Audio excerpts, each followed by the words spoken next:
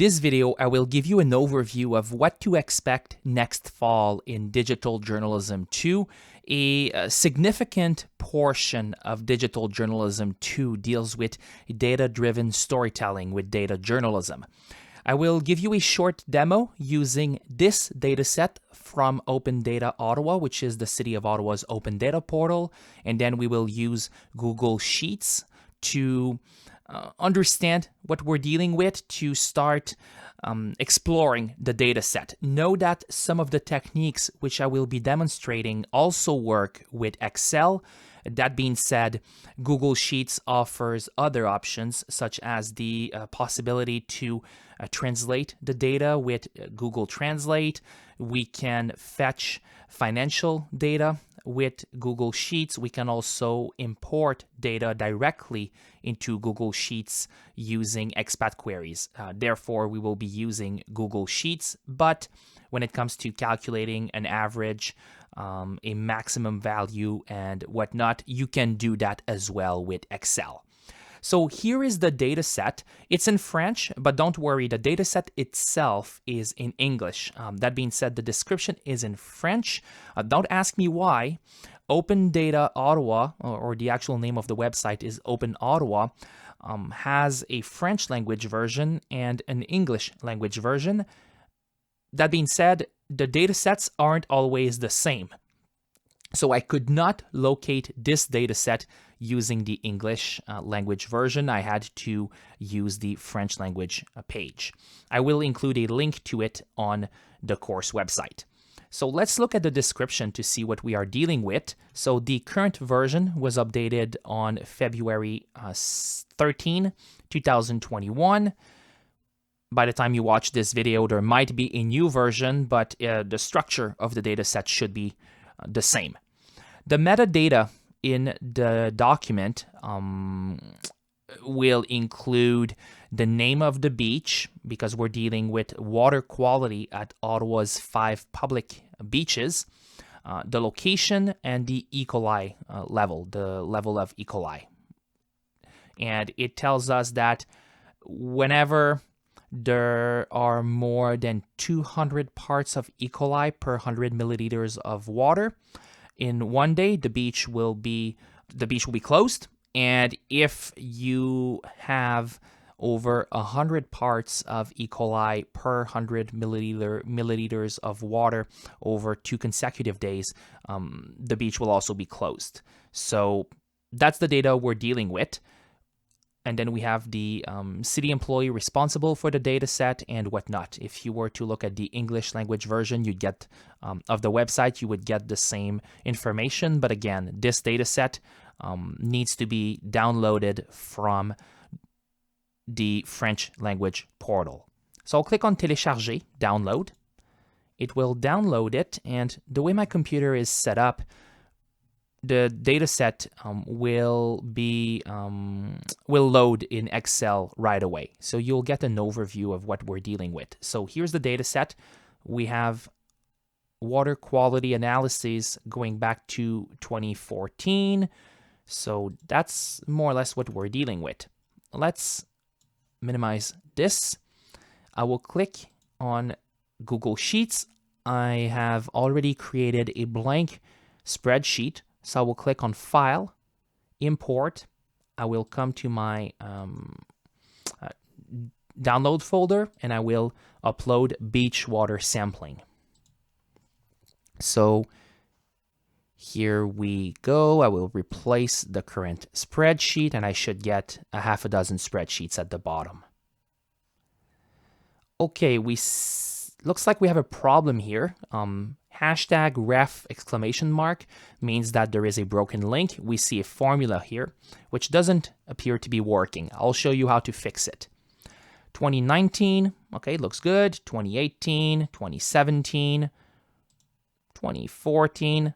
Okay, the rest of my sheets, 15 and 16 as well, the rest of my sheets look okay. So a quick fix, because we are only interested in the raw data here, not the formulas, is to come back to our data set here, 2020. I will select everything, so Control A, Control C. I will come back to Google sheets, I will come to cell A1, and then you can click on Edit, Paste Special, Paste Values Only, or Control-Shift-V, and it should fix the issue. So let's click. There we go. Now we have the values only. I can do a few more things, such as double-clicking here in between E and F, between G and H, between I and J, and between K and L to widen my columns. I could do the same with all of my sheets. This spreadsheet, this data set, features 1, 2, 3, 4, 5, 6, 7 different sheets for years 2014 through 2020. So let's come back here. Another thing I could do would be to add filters to filter the data. I could create a pivot table. I will teach you how to do that next fall in Digital Journalism 2. But for now, we will do one more thing, which is to click here, then View, Freeze one row. And this will allow us to freeze our headings here, or headers, as we scroll down. We see that we have 66 rows with data, minus the first one. It means that we have 65 days on which water was sampled at Ottawa's 5 beaches. Actually 4 beaches, because Britannia was closed in the summer of 2020 because of a construction project. Therefore, we have Westboro, Muniz Bay, Petrie East, and Petrie Island River Beach. There are 2 beaches at Petrie Island, and the water quality can vary quite a bit, as we see here. For instance, Petrie Island, so the East Bay Beach had 263 E.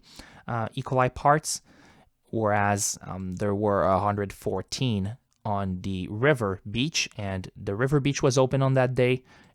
Swimming was not recommended for Petrie East Bay. So you get the gist of it. I will show you a few formulas you can use to analyze the data set. So one thing I could do is to come here and put equal average.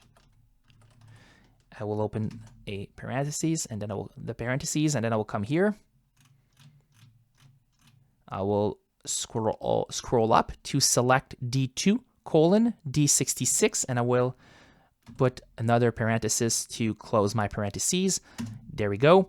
So the max value at Westboro Beach for the entire, not the max value, the average value of E. coli per 100 milliliters of water at Westboro Beach in the summer of 2020 was 144. I could come here and let's say that this time we want the max value. What was the highest value measured at Muniz Bay? I will come here and do max this time around. And you don't need to scroll up and down. You can actually type your cells manually. So I will go from F2 colon F66. The max value was 715. Let's go up. We see it here. It looks like it was indeed the highest value. So that's how you would go about calculating an average, finding the maximum value. Say you had 10,000 rows, that'd be an easy way of doing it. When it comes to maximum values, minimum values, you can also find them by using a filter and by reorganizing the data. There are different ways of achieving the same results, but in this case, I used the max formula and the average formula. Another thing you can do is to combine different columns or rows. So let's see here, I'll do average, and then I will put D2 to D66, semicolon, F2 to F66. So I'm selecting Westboro, Muniz Bay, and you see the colors as I go. H2 to H66, semicolon, and J2 to J66. 151. So that was the average value across all 4 beaches which were open in the summer of 2020. And for all of the tests that were conducted that summer. So 151. That's the average value. So we see that at Westboro, the average value was actually lower than the overall average value. So we might be able to draw some conclusions by cleaning up the data. Again, this is just a very short overview. You will learn in the future how to use pivot tables, how to use filters, how to clean a data set using other tools such as OpenRefine. We'll talk a little bit about data extraction, about coding, but for now, just download this data set, upload it to Google Sheets, and play around and try to come up with some interesting observations.